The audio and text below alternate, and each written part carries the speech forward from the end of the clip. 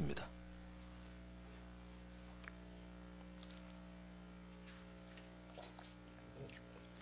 내가 겪은 그 고통, 쓴 쑥과 쓸개즙 같은 그 고난을 잊지 못한다.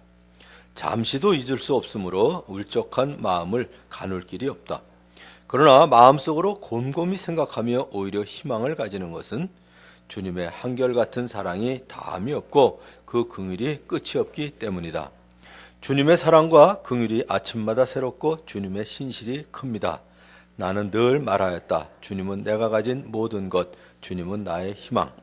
주님께서는 주님을 기다리는 사람이나 주님을 찾는 사람에게 복을 주신다. 주님께서 구원하여 주시기를 참고 기다리는 것이 좋다. 아멘. 아마 여러분들이 또 신실하신 분들은 제가 이렇게 해드리는 거를 전부 지금 창세기부터 외우느라고 아마 수고를 하시는 분들이 많이 계실 것 같아요. 제가 보기엔 굳이 다 외울 필요가 없는 것 같아요. 처음에 말씀드린 대로 창세기부터 에스라, 느헤미야, 에스더까지, 거기까지가 역사서입니다. 모세오경하고 그 다음에 이제 앞에 역사서들이 12권이 나오는데 아마 여러분들이 그거 역사서만 다 외우시면 나머지 것들은 나머지는 그 이제 그 역사 속에 이렇게 들어가 있는 거기 때문에 굳이 물론 다 외우시면 제일 좋죠. 근데 외우신다면 다 외우려고 하다가 그냥 포기하지 마시고요. 에스더서까지만 외우시면 돼요. 에스더서까지. 거기까지 다 외우시죠. 창조, 타락, 홍수, 바벨탑, 아브라함, 이삭, 야곱, 요셉. 그 다음에 출애굽기는 출애굽, 율법, 성막, 레위기는 유월절, 오순절, 초막절, 민수기는 옛세대, 방황세대, 새세대, 신명기는 과거, 현재, 미래에 신실하신 하나님에 대한 얘기고요. 그 다음에 이제 여호수아서는 들어가서 정복하고 나눠주는 얘기고요. 그 다음에 사사기는 또 13번 계속해서 하나님을 거역하는 얘기가 나오죠. 그 다음에 룻기는 친족이어야 되고 능력이 있어야 되고 자원하는 사람이 기업을 물어줄 수 있다. 이 얘기라고 말씀드렸어요. 그 다음에 이제 사무엘상은 사무엘하고 사울하고 다윗 얘기고요. 그 다음 얘기는 사무엘하는 다윗의 성공, 그 다음에 11장에서 범죄하고 그 다음에 고통의 나날을 보내죠. 자, 이런 식으로. 그 다음에 이제 열왕기상 그 밑에도 에스더서까지 전부 다 마지막 에스더서도 기억나시죠?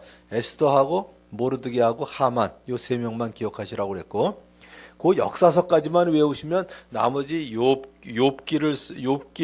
욥기라든지 그 다음에 시편 다윗이라든지 그 다음에 이제 잠언 전도서 아가서는 그 솔로몬이 쓴 거기 때문에 다 앞에 역사서에 들어가는 내용이고 그 다음에 이제 지금 얘기하는 그 5개의 대예언서하고 앞으로 여러분들이 들으실 소예언서는 전부 뭐냐면 그 역사 속에 이스라엘이 그리고 남쪽 유다가 침략을 당해서 포로로 잡혀가기 전 포로 중 포로 이후에 회복될 것에 대한 그 예언이기 때문에 그 내용이 비슷해요. 근데 언제 예언한 거냐? 이것만 다르기 때문에 여러분들이 역사서만 잘 외우시면 됩니다. 이제 신약에 가서도 마찬가지예요. 마태, 마가, 누가, 복음하고 사도행전까지의 역사서만 잘 외우시면 나머지 이제 서신서는 언제 써진 거냐? 이것만 알면 되거든요. 그러니까 다 외우면 제일 좋죠. 근데 다 외우려다가 포기하는 것보다는 역사서만 외우시는 게 더 좋습니다. 역사서만. 자, 오늘은 이제 에레미야 애가예요. 에레미야 애가 크게 세 가지로 보자면 고난이고 고난 중에 하나님의 자비가 끝이 없는 거고 그리고 이제 희망을 끝까지 주시는 거에 대한 이제 세 가지 얘기인데 자, 오늘 내용이 이 내용입니다. 바벨론의 군대가 예루살렘 성벽을 포위하고 있을 때의 일이었습니다. 유다가 의지했던 나라가 어느 나라죠? 이집트죠. 근데 유다가 의지했던 이집트가 패배했습니다. 전쟁에서. 그리고 바벨론의 소나기에서 유다를 구출하려는 노력도 물거품으로 돌아가고 말았습니다. 차례차례로 유다의 다른 도시들이 무너졌겠죠. 마침내 바벨론의 약탈꾼들 앞에 예루살렘만이 남게 되었는데 바벨론 군대에 의해서 계속되는 팽팽한 포위 공격으로 말미암아 도시가 무너지기 시작했습니다. 자, 그래서 어떤 일이 일어났나요? 이거 말도 안 되는 얘기 같은데 사람들이 아주 그 막다른 골목에 처하게 되면 이런 일들이 일어납니다. 굶주린 여자들이 요즘 우리나라에 일어나는 그 역사 뉴스들을 보면 그 배가 고파 굶주린 게 아니라 자기 욕심에 굶주려 있던 사람들, 그런 사람들이 요새 이제 잔인하게, 요즘 뉴스 보면 너무 잔인하죠? 요즘 그런 생각이 들어요. 저 잔인한 뉴스는 제발 안 내보냈으면 좋겠다. 요즘 계속 그게 뭐 트렌드처럼 여기서 이런 일이 일어나면 저기서 또 이런 일이 일어나고요. 이것도 영향을 주는 것 같아요. 그래서 나쁜 뉴스들, 잔인한 뉴스들은 안 내보냈으면 좋겠어요. 계속 좋은 뉴스들만 보냈으면 좋겠는데, 이 당시에도 굶주린 여자들이 자기 자녀들을 잡아먹기도 했습니다. 오늘은 니네 애를 먹고 내일은 내 애를 먹자, 이런 일들이 있었거든요. 사람들이 막다른 골목에 가면 머슬로우가 얘기한 5가지 욕구 단계를 얘기 안 하더라도 배가 고프면 사람들이 이게 눈이 뒤집힌다고 그러죠. 옛날 분들 말에 의하면 환장을 한다고 그랬다고요. 그러니까 무슨 일이든 다 저질러요. 그러면서 뭐라고 하냐면, 주님 살펴주십시오. 주님께서 예전에 사람을 이렇게 다루신 적이 있으십니까? 어떤 여자가 사랑스럽게 기른 자식을 잡아먹는단 말입니까? 어찌 주님의 성전에서 제사장과 예언자가 맞아 죽을 수 있습니까? 이렇게 하나님 앞에 가서 하소연을 하면서, 그런데 또 한편으로는 어떤 일이 있었냐면요, 사람들은 어떤 신이든지 상관하지 않고 모든 신에게 구원해 달라고 부르짖기 시작한 거예요. 다 하나님께 나와서 이렇게 호소하고 그랬으면 얼마나 좋겠어요. 안 그래요. 사람들은 극히 일부나 그러죠. 대부분의 사람들은 어떤 신이든지 우리를 구원 좀 해달라고 부르짖음으로써 우상숭배가 성행을 합니다. 그리고 하나님의 선지자들을 반역자나 첩자로 몰아 함부로 죽였어요. 이거는 뭐 옛날 얘기가 아니라 요즘 해안 지방에 가서 바다에서 이제 특별히 이제 어업을 하시는 분들 보면요, 천지 만물을 주관하시고 바람과 바다를 잔잔케 하시는 하나님께 나가서 빌면 좋잖아요. 근데 그러나요? 안 그래요. 곳곳에 우상들을 섬기고 구슬하고 아무튼 그런 일을 하는 걸 보면 예나 지금이나 사람 마음이 비슷한 것 같아요. 그러면서 하나님의 선지자들을 반역자나 첩자로 몰아서 죽이기까지 했습니다. 함부로. 오랜 동안의 포위가 끝나자 성벽이 뚫리고 바벨론 군대가 도시 안으로 들어오기 시작했습니다. 그러니까 이제 시드기야 왕하고 남아있던 군사들이 도망치려 했지만 포로로 잡혀갔습니다. 그래서 바벨론의 느부갓네살이 그 도시를 점령하기까지는 그렇게 많은 날수가 걸리질 않았어요. 그리고 점령한 후에 그들은 도시의 귀중품들을 약탈하기 시작했습니다. 그리고 그 도시를 파괴하기 시작했어요. 바벨론 군대는 성전과 왕궁 그리고 도시의 모든 중요한 건물들을 불태웠습니다. 마침내는 예루살렘을 보호했던 성벽까지 다 파괴해버렸어요. 바벨론 군사들이 모든 것을 파괴한 후에 포로들을 끌고 떠났을 때 그곳에는 불에 그슬리고 깨진 벽돌 조각들만, 돌 조각들만 남아 있었습니다. 예레미야는 성전이 파괴되고 도시가 불타는 것을 자기 눈으로 목격을 했습니다. 예레미야에 의해서 쓰여진 애가는 예레미야서에 예언된 것과 같이 예루살렘의 멸망을 보고 있습니다.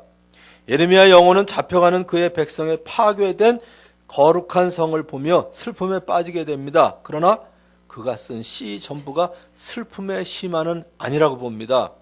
백성들의 죄를 탄식하고 있는 선지자의 울음, 구름 너머에는 하나님의 태양이 밝게 빛나고 있습니다. 우리가 잘 알고 있는 예레미야 3장 22절, 23절 말씀, 자주 제가 외우는 말씀인데요. 여러분들 거의 다 외우시죠? 여호와의 자비와 긍휼이 무궁하심으로 우리가 진멸되지 아니함이니이다. 이것이 아침마다 새로우니 주의 성실이 크도소이다. 가끔 아침에 일어나면서 이 말씀을 외울 때가 있어요. 이제는 나이를 먹어서 더 그런가 봐요. 오늘도 건강한 몸으로 새로운 하루를 시작하게 해주시니 감사합니다. 이 기도를 할 때가 있거든요. 지금 뭐 팔팔한 것 같아도요.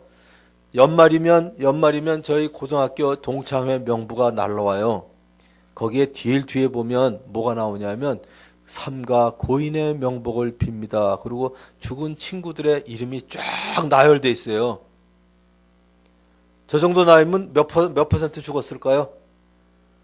뭐 사고로 죽은 사람들 몇 명 있을 것 같죠? 아니요. 10% 이상이 죽었어요. 10% 이상이. 다 아무튼 뭐 건강 문제, 사고 뭐 이래 가지고요. 이렇게 따져보면 우리나라의 나이가 지금 평균 수명이 80이 된다고 하지만 이미 65세인 저도 제 친구들이 10% 이상이 세상을 떠났더라고요. 주로 누가 죽었나 얘기해 드릴까요? 이런 얘기 해도 되나 모르겠네. 검사 출신이 제일 많이 죽었어요.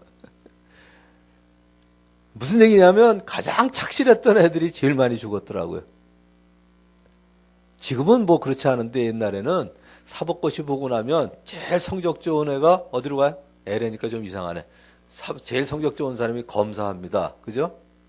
공무상학교에서도 제일 그 착지를 잘한 사람들, 그러니까 비행기가 딱 어느 구역 안에 쫙 잘 들어온 사람들은 전투기 조종사고요.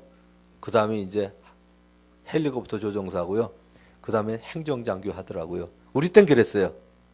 사법고시도 시험 보고 나서 제일 성적 좋으면 검사고요. 두 번이 판사고 세 번째가 변호사 했거든요. 자, 그러니까 이제 검사할 정도로 사법고시 실력이 좋으려면 어떻게 해야 돼요? 학교하고 집만 오고 간 애들이에요. 도서관에만 있던 애들입니다. 근데 검사가 해야 되는 역할이 뭐예요? 막 그냥 손가락질하고요. 삿대질하고요. 막 그냥 정죄해야 되고 이래야 되잖아요. 그러니까 자기가 아닌 삶을 사는 거예요. 나도 만일에 시험 잘 보고요. 전 그쪽까지 실력은 안 되지만 그리고 검사했다면 내 역할을 해야 되기 때문에 하지만 늘 그것 때문에 괴로웠을 것 같아요. 전 아직도 뭐 초등학교 때나 뭐 어릴 때나 한 번도 싸워본 적이 없고요. 그 만만한 저희 아내하고도 34년 동안 싸움을 한 적이 없거든요.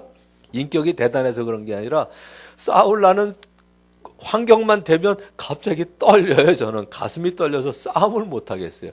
물론 우리 와이프가 인격 차이기 때문에 싸움 안 한 것도 있지만 제가 싸움 못 한 거는 인격 때문에 그런 게 아니라 가슴이 떨려서 못 싸우겠어요. 근데 이런 사람이 제가 검사를 해보세요. 아마 술, 담배 엄청 했을 거예요. 거기다 끝나고 나면 협박 전화 오죠. 그러니까 이제 애들 또 유괴당할까봐 걱정하죠. 그러니까 이제 몸이 다 상하고 제 삶이 아닌 삶을 사니까 진짜 많이 죽었더라고요. 그러니까 이 말씀을 기억하지 않을 수가 없어요. 여호와의 자비와 긍휼이 무궁하심으로 우리가 진멸되지 아니함이니이다. 이것이 아침마다 새로우니 주의 성실이 크도소이다. 세상에 나가보면 유혹과 위험이 얼마나 많아요. 아무리 내가 자동차 조심해서 해도요. 와서 들이받으면 어쩔 방법이 없죠. 뭐. 가끔 생각나는 거 있어요. 우리 애들도 몇 번 죽을 뻔했던 그 기억이 있고요. 얼마 전에도 저는 조용히 나오는데 살살 나오는데 이렇게 보고 있는데 그냥 와서 앞을 들이받더라고요. 제 차 앞을. 저는 골목에서 나오고 있었고. 근데 골목에서 나왔다는 그 이유 때문에 저쪽은 2차선이고 나는 골목이라는 그것 때문에 보험회사에서 떠오더니 100% 제 책임이라고 그러더라고요. 저는 어이가 없더라고요. 전 그냥 나오다가 저기서 차가 오길래 딱 섰고 그쪽에서 여자가 냅다 오더니 그냥 제 앞을 치더라고요. 그러더니 자기가 얼마나 달리다가 저를 들이받았는지 무릎이 아프다고 쩔룩거리면서 나오더라고요. 얼마나 호되게 와서 박았으면. 아니 박기는 제가 와서 박았는데 나중에 불렀더니 골목에서 나온 사람이 100% 책임이라고 저보고 책임지래요. 근데 그때 누가 또 있었냐면 제 뒤에 준수만 앉혀놓고 갔었거든요. 그 잘난 도미노 피자 찾아오면 30% 할인해 준다는 바람에 그거 찾으러 가다가 얼마나 날렸는지 몰라요. 진짜 인생 이렇게 살 필요가 없구나 인생. 이거 무슨 생각이 드냐면 아무리 내가 조심을 하고 내가 아무리 안전하게 해도요. 아니 지나가다가 뭐 와서 들이받으면 할 수 없는 거고 지나가다가 뭐가 무너지면 할 수 없는 거고요. 진짜 하나님의 자비와 긍휼이 무궁하시고 아침마다 새로우니까 우리가 살아가고 있는 거다. 이거 꼭 기억하셨으면 좋겠어요. 주위에 여러분들 병원 가보시면 다 알잖아요. 연약한 사람들이 얼마나 많아요. 그래서 하나님의 은혜는 항상 죄와 슬픔의 구름 너머에서 빛나고 있다 하는 사실을 알아야 됩니다. 왜냐하면 우리를 괴롭히거나 근심하게 하는 것은 그분의 본심이 아니다. 저는 에레미야에 계속 나오는 그 내용 중에 이게 기본인 것 같아요. 3장 33절 외우기도 좋아요. 333이에요. 나중에 보세요. 꼭 333. 뭐냐면 우리를 괴롭히거나 근심하게 하는 것은 그분의 본심이 아니다 이거예요. 세상에 요새는 뭐 정신 나간 여자들도 많고 정신 나간 아버지들도 많지만 정상적인 부모라면 자식을 괴롭히거나 근심하게 하는 게 본심인 사람이 어디 있겠어요? 하나님이 우리를 괴롭히거나 근심하게 하는 건 그분의 본심이 아니다. 이거죠. 이와 마찬가지로 예수 그리스도를 믿는 믿음을 통해서 하나님을 의지하는 우리들의 마음속에도 항상 하나님의 은혜가 빛날 수 있습니다. 또 그래야 되고요. 오늘 이제 한 세 가지 살펴볼게요. 첫 번째는 고난과 고통의 은혜예요. 고난과 고통의 은혜라는 말을 붙이는 게 너무 어색하죠. 그죠? 그러나 고난과 고통의 은혜예요. 자, 예루살렘의 멸망은 우연히 일어난 일이 아니었습니다. 그것은 하나님의 심판으로 인한 직접적인 결과였는데 성경은 4장 11절에 이렇게 얘기했어요. 주님께서 진노하셔서 타오르는 분노를 퍼부으셨다. 시온에 불을 지르고 그 터를 사르셨다. 이렇게 기록하고 있습니다. 그래서 예레미야는 예루살렘에 대한 하나님의 역사를 몇 가지 비유를 들어서 설명했는데 네 가지만 보자면 첫째, 하나님의 공격은 골수를 찌른 불 같았다 이렇게 말합니다. 번개가 하늘을 가르고 사람을 치는 것으로 언급하기도 했습니다. 두 번째는 하나님의 공격은 예루살렘의 발에 그물을 펴는 사냥꾼의 공격과도 같다 이렇게 얘기했어요. 그물이 뭔가요? 새나 물고기나 영양 같은 걸 잡기 위해서 수많은 동물을 잡기 위한 덫으로 동물이 도망가지 못하도록 잡아가두는 것이었습니다. 자, 세 번째는 하나님의 공격은 예루살렘의 목에 죄악의 멍에를 올려놓는 것과 같다고 얘기했습니다. 예루살렘의 죄는 바벨론을 섬겨야 하는 심판의 멍에를 낳았어요. 하나님이 예루살렘의 힘을 약하게 해서 적에게 넘기셨습니다. 네 번째는요, 하나님의 공격을 포도를 밟는 것으로 비유했어요. 포도처럼 예루살렘의 젊은이들이 밟혔습니다. 처녀 유다를 술틀에 밟으셨어요. 포도는 술틀에 놓이고 옆 구덩이로 즙이 나오기까지 계속 밟힌 거예요. 이것은 완전한 파멸을 의미하는 표시였습니다. 예레미야는 많은 비유를 통해서 하나님의 분노의 손에 의해서 당하는 많은 고난을 낱낱이 열거했어요. 오늘 19절부터 26절 읽었는데 1절부터 18절이 다 그 내용이에요. 예레미야는 겉으로 보기에 이전의 태도나 행동과 반대로 보이는 그 하나님을 경험하면서 매우 혼란스러웠어요. 하나님의 자비와 긍휼 이런 것들을 경험했는데 그 이전에 하나님의 태도, 그 이전에 하셨던 행동하고는 너무나 반대 행동을 하시는 하나님을 보면서 혼란스러운 거예요. 하나님이 인도하시는 빛 가운데 걷기보다는 그것 때문에 어둠 속에서 흔들리게 되었어요. 그래서 이렇게 얘기합니다. 19절부터 20절, 오늘 이제 첫 번째 읽은 구절이죠. 두 구절. 내가 겪은 그 고통, 쓴 쑥과 쓸개즙 같은 그 고난을 잊지 못한다. 잠시도 잊을 수 없으므로 울적한 마음을 가눌 길이 없다. 이렇게 마음을 쏟아놓는 예레미야의 심정을 오늘 본문이 표현하고 있습니다. 그래서 그 고통으로 인해서 살과 가죽이 다 쇠하게 되고 뼈가 꺾였다고 그랬어요. 예레미야는 그의 재난에서 빠져나갈 어떤 길도 찾을 수가 없었습니다. 그는 갇히고 묶여서 자유마저 사라져버렸습니다. 그런데 더욱 참담한 것은 하나님께서 그의 도움을 요구하는 그 기도를 물리치시고 피할 수 있는 모든 길을 막으셨다는 거예요. 어려운데 어려움을 도와달라고, 어려운 가운데 도와달라고 하는 기도를 물리치실 때 그 비참함 알죠? 이건 너무 이거하고는 상대도 안 되는 비유긴 한데 옛날에 봤던 그 기억이 나요. 왜 어른들이 애들 그 골탕 먹이느라고 하는 거 있죠. 요즘은 그런 거 안 하시는 것 같은데 너 뭐 길에서 주워 왔다 이런 얘기 많이 하지 않나요? 우리 집에서 했던 거는 그때 그 생선 장사가 너를 너무 힘들다고 잠깐 맡겨놓는다고 그러더니 안 찾아간다. 맞아. 그때 그 생선 아줌마 그래서 온 친척들이 다 놀리는 거예요. 아니야, 아니야 그러다가 마지막에 얘가 갈 데가 어디 있어요? 엄마밖에 없잖아요. 엄마 아니지 그러는데 이럴 때 엄마가 아저씨들이 아줌마들이 너 놀리려고 그러는 거야. 고모가 너 놀리려고 그러는 거야. 내가 널 낳고 이제까지 너 계속 젖 먹이고 길렀잖아. 그러고 감싸줘야 되는데 이때 가끔 미련한 엄마가 있어요. 맞아. 이러면 얘가 그냥 울음을 터뜨리는 거 있잖아요.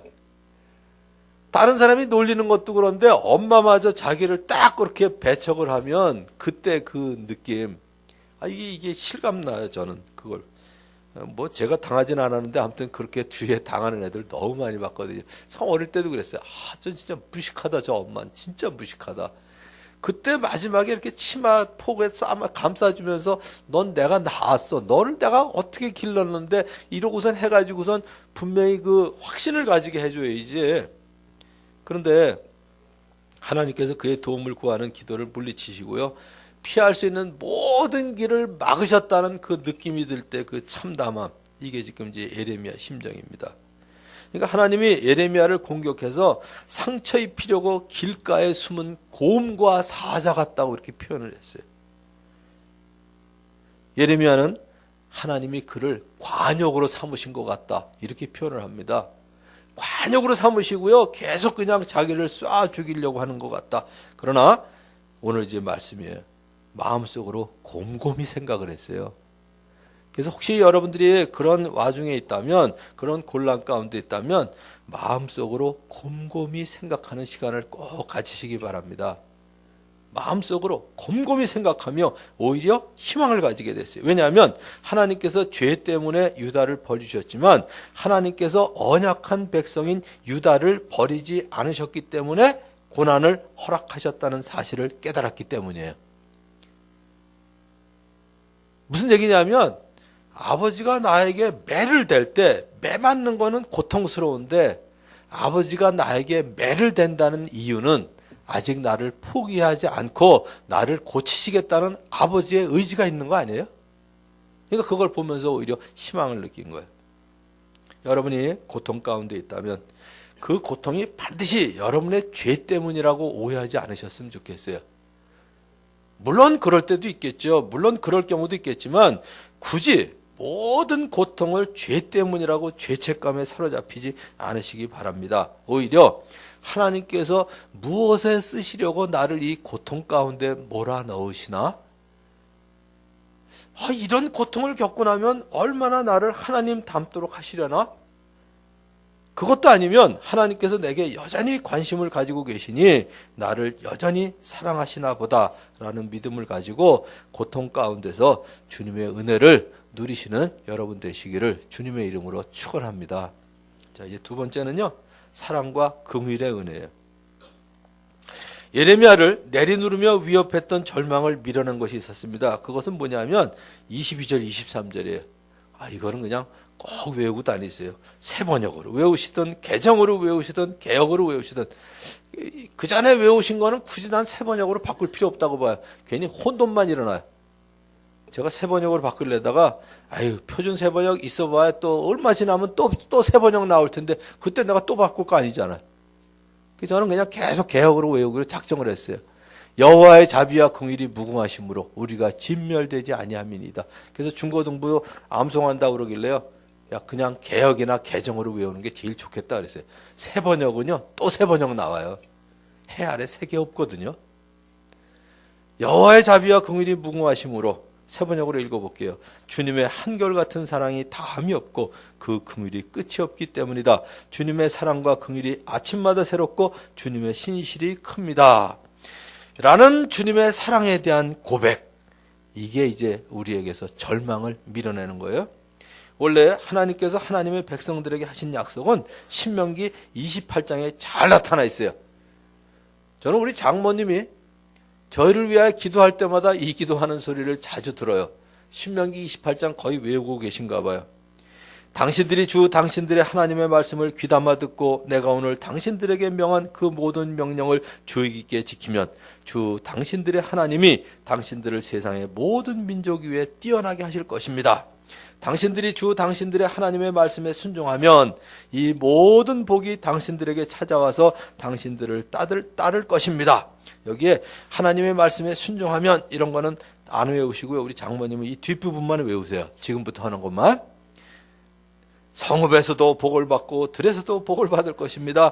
당신들의 태가 복을 받아 자식을 많이 낳고 땅이 복을 받아 열매를 풍성하게 내고 집짐승이 복을 받아 번식할 것이니 소도 많아지고 양도 새끼를 많이 낳을 것입니다. 당신들의 곡식 광주리도 반죽 그릇도 복을 받을 것입니다. 당신들은 들어와도 복을 받고 나가도 복을 받을 것입니다. 이거 가지고 늘 기도하시거든요. 제가 지금까지 아무튼 이렇게 사는 거는 다 우리 장모님의 기도 응답이 아닌가 하는 생각이 들어요. 늘 기도하시면 새벽 기도에 나오시면 막 소리나서 기도하실 때 보면 들어가도 복을 받고 나가도 복을 받고 아무튼 광주리도 복을 받고 아무튼 이렇게 기도하시는 거 보면 너무 좋아요. 기복신앙일까요? 아니에요. 전 그건 기복신앙 아니라고 봐요. 내가 아버지한테 우리 엄마한테 뭐 달래는 게 그게 기복인가요? 아니죠. 그것만 강조하니까 기복이죠. 하나님한테 복 달라고 그러는 거 절대로 기복신앙 아니에요. 꼭 하나님한테 복 달라고 그래야지. 됐어요. 내가 알아서 할게요. 이런 자식이 어디 있어요. 그건 말이 안 되죠. 하나님께 복을 달래는 거는 기복신앙이 아니고요. 앞에 부분을 안 하기 때문에 그래요. 당신들이 당신들의 하나님의 말씀을 귀담아 듣고 내가 오늘 당신들에게 명한 그 모든 명령을 주의 깊게 지키면 요거 없이 달래니까 기복신앙인 거예요. 그거 하면서 달래는 거는 예쁜 짓이죠. 그런데 예레미야 애가서에 나타나는 예루살렘이 경험한 모든 비통과 고난은 모세에 의해서 이미 900년 전에 예언되었던 사실입니다. 하나님은 불순종에 대한 무서운 결과를 이미 경고하셨거든요. 그 900년 전에. 예레미야는 그 사실을 신중하게 지적하고 있으면서 하나님은 충실하게 그러한 저주들을 실행하셨다 이거예요. 그런데 한 가지 알아야 될 거는 저주만 실행한 게 아니라 오히려 이러한 사실은 이스라엘을 위한 희망의 메시지가 될 수 있습니다. 왜냐하면 하나님이 자신이 세운 언약의 모든 것을 이행하는 데 충실하신 분이라는 사실이에요. 그들이 안 했기 때문에 심판하시고 저주를 내리셨다면 이스라엘이 불순종에 대한 벌을 받았다면 반대로 하나님의 언약도 영원히 여전히 성실하게 이행될 것이기 때문에 이스라엘은 소멸되지 않을 것을 알아야죠. 오늘 그 얘기예요. 불순종에 대한 심판을 약속하신 하나님은 또한 회개에 대한 회복도 약속하셨다는 사실을 우리는 알아야 된다. 이 얘기입니다. 하나님께서 만일 유다를 버리셨다면 유다는 하나님의 무관심 가운데 벌써 없어졌겠죠. 하나님의 사랑은 그가 약속한 저주를 실행하시면서 동시에 남은 자를 지키시는 그분의 신실함 속에서 발견할 수 있습니다. 심판 그 자체는 하나님께서 그의 백성을 버리시거나 포기하지 아니하셨다는 증거가 됩니다. 그래서 예레미야는 멸망의 와중에서도 희망을 제시할 수 있었어요. 포로가 된 이스라엘 민족을 향한 예레미야의 메시지는 그들로 하여금 신명기 28장의 교훈을 배우고 하나님께로 되돌아오게 하는 것이었습니다. 애가서를 맺는 오늘 이제 읽지는 않았지만 제일 마지막 5장 21절 22절의 기도를 한번 들어보세요. 주님, 우리를 주님께로 돌이켜 주십시오. 우리가 주님께로 돌아가겠습니다. 우리의 날을 다시 새롭게 하셔서 옛날과 같이 하여 주십시오. 주님께서 우리를 아주 버리셨습니까? 우리에게 진노를 품지 않으시렵니까? 이 기도는 낙담한 백성들의 의심하는 부르짖음이 아니라 오히려 그것은 신명기 28장과 애가서의 교훈을 알고 있는 포로들의 믿음의 반응입니다. 하나님은 그의 언약의 백성에게 날마다 새로운 사랑을 공급해 주십니다. 광야에서 만나를 날마다 주셨던 것처럼 그 공급에는 끝이 없습니다. 이 사실이 예레미야로 하여금 아침마다 새롭습니다. 주의 신실이 큽니다 하면서 하나님을 찬양하게 했습니다. 이제 여러분도 하나님의 끝없는 자비로 계속 돌아오시기 바랍니다. 회복과 축복을 가져다 주시는 하나님의 역사를 기다리시는 여러분이 되시기를 주님의 이름으로 축원합니다. 이제 마지막 기대와 희망의 은혜예요. 우리가 고통과 고난 가운데 있을 때 분명히 기억해야 될 게 있어요. 아까도 얘기했죠. 이건 한번 우리 따라서 한번 해보시기 바래요. 우리를 괴롭히거나 근심하게 하는 것은 하나님의 본심이 아니다. 이거 믿으시죠? 하나님의 본심이 아니세요. 어떤 아버지가 어떤 엄마가 세상에 이상한 사람들이 많이 있어서 이 얘기하기도 힘들긴 하지만 요새는 앞에 꼭 이 수식어를 내가 붙이는 게 너무 가슴이 아파요. 정상적인 아버지, 정상적인 엄마라면 자식을 괴롭히거나 근심하게 하는 거는요, 이건 본심이 아니죠. 본심이 아니죠. 때로는 우리가 고난과 절망으로 인해서 주님을 향한 희망조차 기대하지 못하는 절박한 상태에 빠질 때가 있습니다. 우리는 그러한 현재의 절망적인 상황에서 하나님을 향한 미래의 희망으로 옮겨갈 수 있는 믿음이 있어야 돼요. 그런데 그 믿음은 우리의 신념에서 나오는 게 아니에요. 우리의 신념에서 나온다면 그거는 자기 주먹 믿는 거죠. 하나님 믿는 게 아니죠. 우리의 신념에서 나오는 게 아니라 하나님의 인격에 대한 신뢰에서 나오는 믿음입니다. 그러니까 현재 절망적인 상황에서 어떻게 미래의 희망으로 옮겨갈 수 있냐. 일반적으로 사람들은 긍정적인 사고방식, 자기의 신념 이거에 의해서 하라고 가르쳐요. 그거는 근거 없는 거예요. 우리는 어디다가 하나님의 인격에 대한 신뢰에서 나오는 믿음이죠. 현재 절망을 탄식하고 있었다면 이제 우리의 시선을 하나님께 돌릴 줄 알아야 됩니다. 하나님께 돌릴 줄 알아야죠. 그래서 21절 다시 한번 보자면 마음속으로 곰곰이 생각하며 오히려 희망을 가지는 것은, 이 말에서 예레미야의 태도가 바뀌고 있습니다. 곰곰이 생각하면서 바뀌는 거예요. 우리도 현재 절박하면서 이제 미래의 희망으로 뭘 보고? 하나님의 인격을 기억하면서 우리의 발걸음을 내디딜 줄 알아야 됩니다. 그래서 21절에 나오는 오히려, 이 말은 뭐냐면 오히려 내가 곰곰이 생각하며 오히려, 이 얘기는 뭐냐면 그러므로, 이 뜻이에요. 그러므로 즉 현재 절박한 상태로 인하여 하나님을 희망할 수밖에 없다 하는 걸 지금 보여주는 거죠. 그러므로 절망은 희망으로 나가는 시발점이 됩니다. 처절한 절망 없이 진정한 희망을 고대할 수가 없습니다. 여러분이 고난 가운데 있을 때 반드시 알아야 될 몇 가지 원칙이 있어요. 첫 번째는 고난은 하나님의 구원, 즉 마침내 이루실 하나님의 회복에 대한 소망으로 견뎌내야 된다, 이거예요.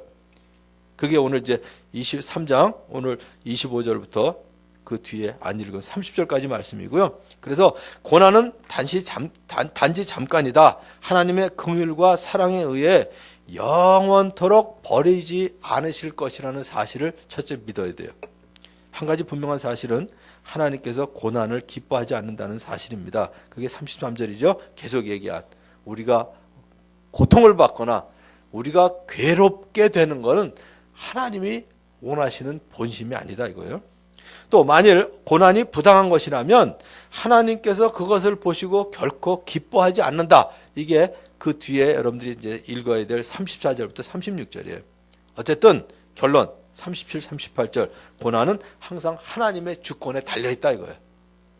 고난을 허락하신 분이 하나님이시라면 그것에서 벗어나고 희망을 얻게 된다는 것도 하나님의 주권에 달려있다는 사실을 믿어야죠. 그래서 고난은 하나님의 사람으로 하여금 하나님께 돌이키고 돌아오도록 해서 더 큰 선을 이루게 하신다는 사실, 그게 40절입니다. 그걸 믿으시기 바랍니다. 하나님은 사람들에게 짓궂게 상처를 입히고 고통 주기를 기뻐하는 변덕스러운 하나님이 절대로 아니세요. 인간들 가운데는 가끔 그렇게 정신 나간 아버지들이 있어요. 특별히 돈에 대한 욕심 때문에 술이 들어가서 제정신이 아닌 아버지들 가운데 그런 사람이 있습니다. 요즘 계속 나오는 뉴스들의 슬픈 얘기들이에요. 그렇지만 하나님은 결코 사람에게 고난 주기를 기뻐하지 않으십니다. 그러므로 우리가 고난 가운데 있다면 육체적인 고난이든 경제적인 고난이든 때로는 우리가 잘못하고 실수하고 범죄한 것에 대한 결과로 얻은 고난이든 하나님은 결코 사람에게 고난을 주기를 기뻐하지 않으신다는 사실입니다. 그러므로 우리가 고난 가운데 있다면 하나님의 구원, 즉 마침내 이루실 회복에 대한 소망으로 견뎌내야 돼요. 긍정적인 사고방식 이걸로 견뎌내시면 안 되고요. 하나님의 구원, 즉 마침내 이루실 회복에 대한 소망으로 견뎌내시길 바랍니다. 고난이 유다로 하여금 되돌아오게 하려는 일시적인 수단으로 주어진 것처럼 고난은 우리로 하여금 하나님과 더 친밀하고 하나님을 더 닮아가도록 하시기 위한 하나님의 사랑과 긍휼에서 나온 것이라는 사실을 꼭 믿고 이겨내고 승리하고 결국은 찬양하는 여러분들이 되시기를 우리 주님의 이름으로 축원합니다. 기도하겠습니다. 자, 이제 오늘도 세 가지 기도하도록 하겠습니다. 첫째는 우리가 예배 드릴 때마다 늘 예배의 감격, 예배를 사모하는 마음이 있도록 기도해 주시고요. 또 우리에게 교회를 허락하신 것, 우리 각 목장을 통해서 적어도 2016년도에도 한 명 이상이 꼭 예수님 믿고 구원받도록 이 두 가지 늘 기도하시고요.